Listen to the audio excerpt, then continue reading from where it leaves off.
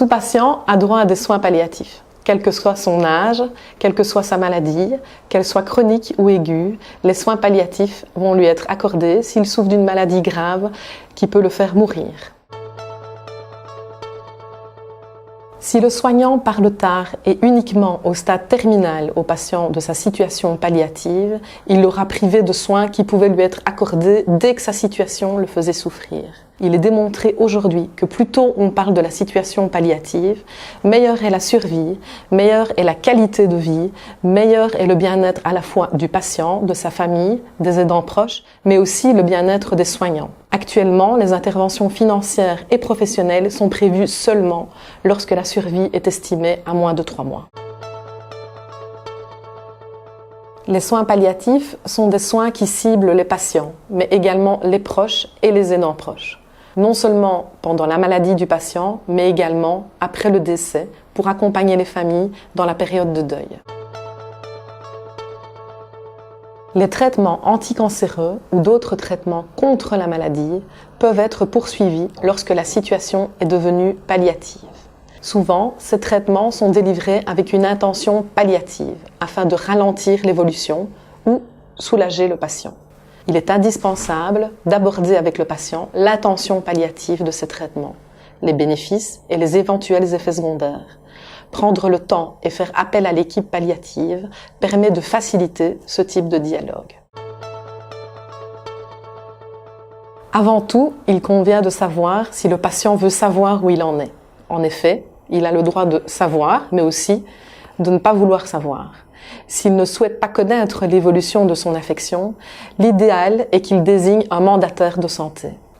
Les directives anticipées peuvent être faites par tout citoyen, avant toute maladie. Elles peuvent aussi être modifiées tout au long d'une vie. Il faut s'assurer au moment opportun qu'il n'y ait pas eu de changement.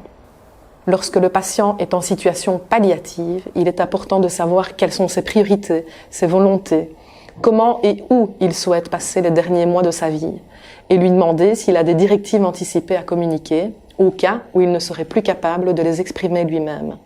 Il est obligatoire de tenir compte de ces directives anticipées, mais également de voir si elles sont compatibles avec l'évolution de sa maladie. Si un patient veut qu'on fasse tout, mais que le soignant sait que ce tout ne sert à rien et va le tuer, il faut pouvoir en discuter. Par exemple, si un patient veut être opéré alors qu'il y a risque de mort sur table ou risque de graves séquelles, il doit être mis en garde.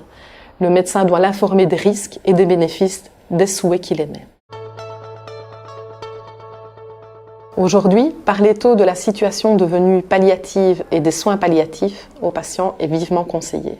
La communication de la mauvaise nouvelle doit être préparée. Il est essentiel de tenir compte de différents éléments. Par exemple, est-ce que le patient souhaite qu'on lui en parle? Est-ce que j'ai pris le temps pour lui en parler? Est-ce que son environnement familial et médical permet de relayer le dialogue? Si ces éléments sont pris en compte, la détresse émotionnelle n'augmente pas, elle diminue. Et le bien-être du patient augmente. La confiance envers le soignant augmente également. Certaines études montrent qu'il y a une amélioration de la survie. Aborder et discuter de la situation devenue palliative avec le patient et ou ses proches est difficile. Il est indispensable de s'entourer de l'ensemble de l'équipe qui s'occupe du patient. Cette équipe est par elle-même un outil. Faire du palliatif seul est impossible. Certains soignants sont plus confortables que d'autres pour aborder cette notion palliative, soit par formation, soit par nature.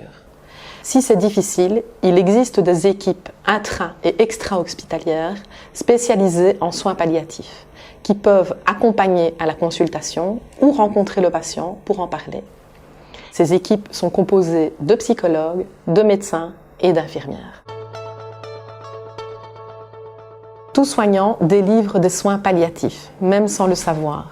Quand un infirmier, un médecin ou un autre soignant prend en charge un patient et est attentif à ses besoins, il lui procure des soins de support. Ainsi, il l'aide à supporter les symptômes secondaires à la maladie ou à son traitement, et il lui propose de l'aide dans d'autres difficultés.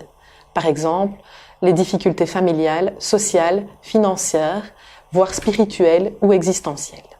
Lorsqu'il entre en statut palliatif avec une survie entre 6 et 12 mois, ces soins sont appelés soins palliatifs.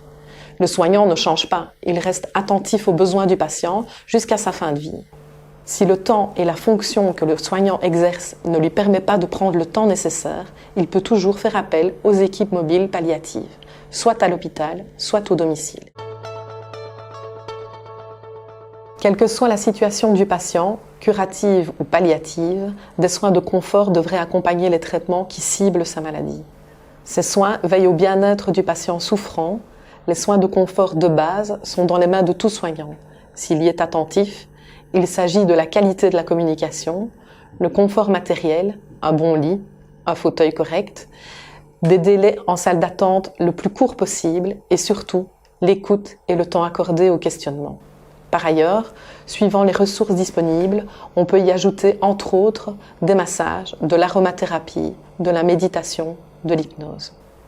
Quand le patient est en phase palliative, les soins de confort font partie intégrante des soins et des traitements.